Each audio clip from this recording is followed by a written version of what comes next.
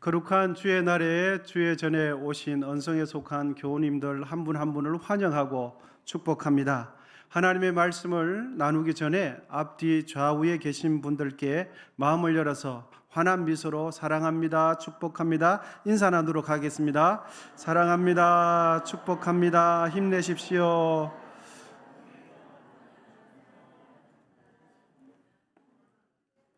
하나님께서 우리 예배 가운데 함께 하심을 믿습니다. 성경책에 많은 인물이 있는데 그 중에 믿음의 조상이라 불려지는 사람이 있죠. 그가 바로 잘 아시는 대로 아브라함입니다.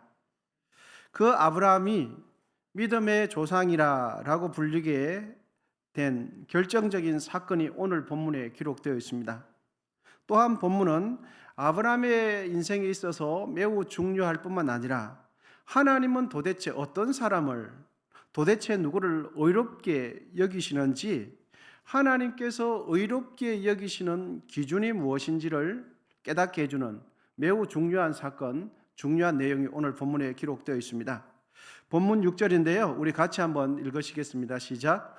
아브라함이 여호와를 믿으니 여호와께서 이를 그의 의로 여기시고. 아멘. 아브라함이 하나님께 의롭다함을 받았는데 아브라함이 의롭다함을 받게 된 요인이 무엇입니까? 아브라함이 하나님을 믿었기 때문이에요. 다른 이유가 없습니다. 허물과 실수 투성이인 사람이 완벽하시고 온전하시고 거룩하신 하나님께 의로운 자다라고 평가받을 수 있는 유일한 조건, 유일한 요인은 하나님을 믿고 의지하는 것밖에 없습니다. 불완전한 인간은 아무리 힘쓰고 오랫동안 공을 들인다 해도 행위로서는 하나님께 의롭다 평가받을 수 없습니다. 왜 그럴까요?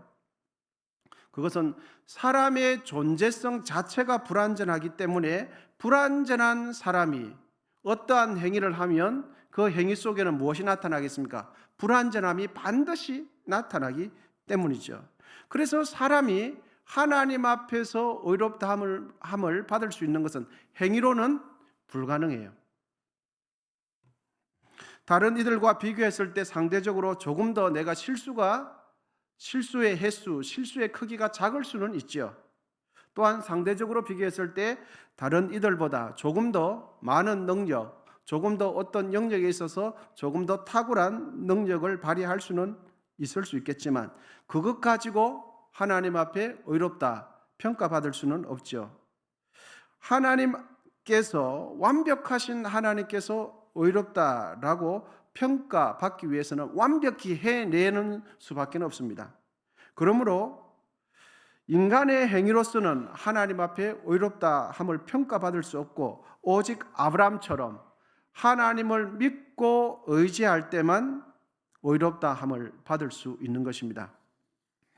그러므로 여러분, 하나님을 더욱더 깊이 더 넓게 의지하게 되시기를 축복합니다. 그것이 바로 우리가 하나님 앞에 의롭다함을 받는 요인이 되는 것입니다. 본문은 내용상 두 개의 단락으로 나누는 것이 가능한데 첫째 단락은 1절에서 6절로 아브라함이 하나님을 믿음으로 인해서 의롭다라고 칭함받는 내용이고, 두 번째 단락은 그 다음 9절들로 하나님께서 아브라함에게 약속으로 가나안 땅을 주시겠다라는 약속의 말씀이 기록되어 있습니다. 여러분, 간단한 단락 구분을 통해서도 알 수 있듯이 아브라함이 가나안 땅을 약속받을 때 언제 받았습니까? 그가 의로운 행위, 그가 대단한 어떠한 덕스러운 행위를 했을 때입니까? 아닙니다. 그가 행위를 했을 때가 아니라 아이처럼 순순히 하나님을 믿을 때 그 믿음을 보시고 약속의 땅을 주신 겁니다. 이처럼 하나님께서 허물과 죄 많은 우리를 의롭다라고 인정해 주시는 것은 우리의 선행과 공로 때문이 아니라 불완전한 우리가 완벽하신 하나님을 의지할 때 우리는 하나님 앞에 의롭다 평가받을 수 있는 것입니다. 완벽하신 하나님을 의지하는 그 믿음을 보시고 우리를 의롭다라고 칭해 주시는 거죠. 잊지 마십시오. 하나님을 향한 우리의 수고의 행위보다 하나님을 믿는 믿음이 더 앞서야 합니다. 그리고 그 믿음이 더 중요합니다. 그러므로 나의 행위를 의지하지 마시고 완벽하신 하나님을 붙드십시오. 그러면 하나님께서 하나님을 붙드는 그 믿음 보시고 의롭다 칭해 주십니다. 이제부터 믿음의 조상이라 불리는 아브라함은 어떤 믿음을 가졌는지 세 가지 특징을 살필 때에 우리 모두가 아브라함의 믿음을 본받게 되시기를 축복합니다. 아브라함은 어떤 믿음을 가졌는가? 첫째, 우리 같이 읽도록 하겠습니다. 시작. 아브라함의 믿음의 대상은 하나님이었습니다. 6절에 색인된 말씀을 보시면 우리 색인된 말씀만 한번 읽어보도록 하시겠습니다. 시작. 아브라함이 여호와를 믿으니. 아멘. 여러분, 아브라함이 하나님을 믿었죠.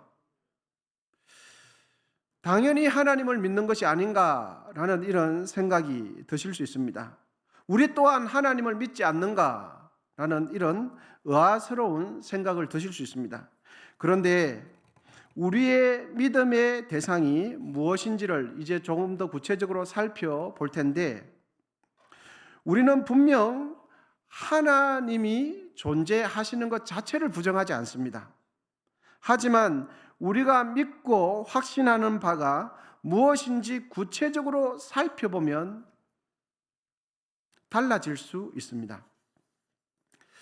여러분, 우리 모두는 연약하기에 내가 원하는 것, 내가 필요로 하는 것을 하나님을 통해서 얻고자 하는 마음이 적지 않습니다. 이러한 우리의 믿음, 면면을 보면 하나님께 집중하며 하나님을 신뢰하기보다는 나의 바람, 나의 희망사항이 성취되기를 원하면서 그 원함은 마음의 소원을 넘어서 자신만의 확신을 나도 모르는 사이에 갖게 되어지고 자신만의 믿음으로 발전하게 되어집니다. 나의 바람이 나의 확신으로 이어지는 것이죠. 그러니까 우리는 내가 하나님을 믿고 있는지 아니면 나의 간절한 바람이 자기 확신, 자기 믿음으로 변해버렸는지 잘 살펴야 되는 것입니다. 한 사람이 이렇게 말합니다. 이번 시험 합격할 줄 믿습니다. 이번 사업 성공할 줄 믿습니다. 라고 확신의 말, 믿음의 말을 한다면 여러분, 이 사람은 무엇을 믿고 있는 겁니까? 하나님의 도움을 받아서 자신이 이루고 싶은 일이 이루어지기를 믿고 있는 거죠. 하나님을 통해서 하나님께 도움을 받아서 내가 이루고 싶은 일이 이루어지기를 믿는 거예요. 우리가 열심히 기도하다가 왜 시험에 들고 열심히 신앙생활 하다가 왜 낙심하게 될까요? 그것은 우리의 믿음의 면면을 구체적으로 보면 그 순간은, 낙심하는 그 순간은 하나님을 믿는 것이 아니라 내가 이루고 싶은 것이 잘 되기를, 자기의 확신 가운데 그 자기의 확신이 자기의 믿음이 되어버렸을 때, 내가 믿는 것이 이루어지지 않았을 때 우리는 낙심하게 되어져요. 우리는 시험에 들었다라고 말하는 것이죠. 그것도 하나님을 통해서 내가 원하는 것을 이루려고 하다가 실패하니까 낙심하게 되는 거죠. 하나님을 믿지 않고 내가 원하는 일이 잘 되기를 믿고 있다가 하나님을 통해서 일을 이루려고 하다가도 실패하면 바로 그때 낙심하게 되는 것이죠. 하나님을 믿지 않고 내가 원하는 것을 위해서 열심히 기도하다가 그것이 이루어지지 않으면 교회 다니다가 낙심하게 되는 것이죠. 그러면서 하는 말이 교회 다녀도 별 수 없다. 하나님 믿어도 별 수 없다라고 말을 해요. 왜? 자기가 원하는 것이 안 이루어지기 때문에. 그래서 낙심을 하는 거죠. 여러분, 하나님을 믿는다고 하면서 낙심하는 이유는 무엇입니까? 바로 그때 하나님을 믿는 것이 아니라 내가 원하는 것이 이루어지기를 믿고 있었기 때문입니다. 그럴 때 낙심하게 되는 거죠. 그래서 시편 42편 11절은 이렇게 말합니다. 내 영혼아, 내가 어찌하여 낙심하며 어찌하여 내 속에서 불안해하는가? 너는 하나님께 소망을 두라. 아멘. 할렐루야. 여러분, 우리의 소망을 내가 원하는 것에 두지 마시고 하나님께 두시게 되기를 축복합니다. 소망을 하나님께 두면 낙심할 일이 없어요. 고린도후서 4장 8절입니다. 우리가 사방으로 우겨쌈을 당하여도 쌓이지 아니며 답답한 일을 당하여도 낙심하지 아니하며. 예수 믿는데 답답한 일 여러분 생깁니까? 안 생깁니까? 생깁니다. 그런데 소망을 내가 원하는 것에 두면 낙심이 되어져요. 그런데 그 순간에 내 소망을 하나님께 두면 답답하기는 하지만 낙심은 안 찾아오는 겁니다. 고린도후서 4장 16절입니다. 같이 읽도록 하시겠습니다. 시작.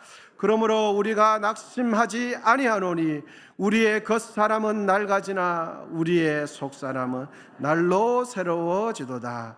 아멘. 하나님을 믿고 하나님을 신뢰하는 사람은 낙심하지 않습니다. 왜냐하면 하나님은 언제나 성공하시기 때문입니다. 하나님은 언제나 승리하시기 때문이죠. 그러므로 신앙생활 하다가 교회 생활을 하다가 하나님 섬기다가 낙심하고 절망했다는 것은 나의 믿음의 대상이 하나님이 아니라는 것입니다. 나의 믿음의 대상이 하나님이 되지 못했을 때 우리는 그 순간에 낙심이 찾아오게 되어 있어요. 우리의 믿음은 내가 바라는 것에 있는지 아니면 진실로 나를 구원해 주신 예수님께 있는지 돌아보기를 원합니다. 어느 한 청년이 목사님에게 찾아와서 보란 듯이 말합니다. 목사님, 나는 나의 믿음을 증명해 내기로 결단했습니다. 저기 5층짜리 높이 건물에서 뛰어내릴 텐데 하나님께서는 분명히 저를 다치지 않게 해 주실 것을 믿습니다. 이렇게 했던 거죠. 그 청년은 자신의 말대로 며칠 동안 열심히 주여 주여 하고 기도하다가 자기가 정해놓은 그 시간에 뛰어내립니다. 그러면서 자기 마음에 믿음이 가득 있었어요. 무슨 믿음이 있었습니까? 내가 뛰어내리면 나는 안 다칠 것이다 라는 믿음이 가득 있었죠. 여러분, 그 청년이 드디어 뛰어내렸습니다. 그 청년 어떻게 되었을까요? 뛰어내리는 순간에 아야 하면서 팔다리가 부러져가지고 바로 병원 가서 기부서했다는 것 아니겠습니까? 여러분, 그 청년은 무엇을 믿고 있었습니까? 자신이 원하는 거, 자신이 희망하는 거, 자신의 바램을 믿고 있었던 것이죠. 청년의 믿음의 맹점은 무엇입니까? 하나님을 믿는 것과 자신의 간절한 바람을 믿는 것, 이 둘 사이가 혼동이 있었던 거죠. 자신의 바람을 간절히 믿는 것이 하나님 믿는 것이라고 착각하고 있었던 것이죠. 자기가 간절히 원하는 것, 하나님을 통해서 이루는 것, 그 사이에 하나님이라는 이름만 들어가면 믿음인 줄 알고 착각하고 있었던 것이죠. 여러분, 우리는 지금까지 무엇을 믿어오고 계십니까? 우리는 지금까지 무엇을 확신하면서 살아오셨습니까? 나의 간절한 바람이 하나님을 통해서 이루어지기를 믿고 계셨습니까? 아니면 진실로 나를 구원해 주신 예수님을 붙들고 살아오셨습니까? 우리가 믿어야 할 대상은 나의 소원, 나의 바람, 나의 희망사항이 하나님을 통해서 나의 소원이 이루어지는 것이 아니라 아브라함처럼 하나님을 믿어야 할 줄 믿습니다. 아브라함은 누구를 믿었습니까? 여호와를 믿으니. 여러분, 우리는 나의 소원보다 하나님을 믿게 되시기를 축복합니다. 아브라함의 믿음 특징 두 번째입니다. 둘째, 시작.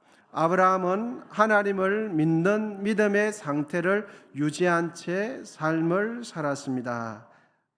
6절에 보시면 아브라함이 여호와를 믿으니라고 되어 있습니다. 이 믿으니라는 말은 어떠한 상태로 들어가서 그 상태를 유지하는 것이 믿음인 것입니다. 그러니까 아브라함이 여호와를 믿었다라는 이 말은 아브라함은 시간이 지나도 변함없이 하나님을 믿는 믿음의 상태를 유지하고 지속한 채 삶을 살았다라는 뜻이 됩니다. 그렇습니다. 여러분, 우리가 하나님을 믿는다라고 말할 때 우리의 믿음도 아브라함처럼 하나님을 신뢰하는 그 믿음을 유지한 상태로 우리의 인생을 살아가는 것이 하나님을 믿는 것이 됩니다. 이것이 바로 성도가 하나님을 믿어야 할 믿음이에요. 우리의 삶 속에 고통이 찾아왔을 때 하나님을 신뢰하는 믿음을 유지한 채 그 고통을 통과해야 합니다. 할렐루야. 우리에게 큰 질병이 찾아왔을 그 순간에도 하나님을 신뢰하는 그 믿음의 상태를 유지한 채 투병 기간을 통과해야 합니다. 하는 일이 잘 되지 않을 때도 하나님을 믿고 신뢰하는 마음으로 사업의 위기를 통과해야 하나님을 믿는 사람이 되는 것입니다. 사실 하나님을 믿었던 오늘 본문에 있는 아브라함의 삶의 현실을 구체적으로 들여다보면 아브라함 역시 하나님의 말씀을 믿을 만한 상황이 전혀 되지 못했습니다. 여러분, 아브라함의 이때 당시 나이는 최소 75세가 훌쩍 넘었습니다. 그런데 그 고령의 나이에 자식은 한 명도 없는데 하나님께서 어떻게 말씀합니까? 캄캄한 밤하늘에 수많은 별을 보여주면서 75세가 넘어버린 노인에게 너에게 저 하늘의 밤의 별처럼 수많은 자녀를 주겠다고 약속합니다. 여러분, 아브라함의 자녀가 있었습니까? 없었습니까? 한 명도 없었어요. 뿐만 아니라 아브라함의 소유로 된 땅 한 평도 없었습니다. 그리고 그 고령의 나이에 하나님께서 하시는 말씀이 가나안 땅 전역을 너에게 주겠다, 여러분 말씀합니다. 여러분, 이 말이 의미 없는 말이면 기분 좋게 들으면 됩니다. 그런데 땅 한 평 없는 노인에게, 75세가 넘어버린 노인에게, 아무것도 크게 할 것이 없는, 가진 것이 없는 노인에게 여러분 눈에 보이는 땅 다 주겠다고 말씀하는 거예요. 여러분, 이게 쉽게 믿어지겠습니까?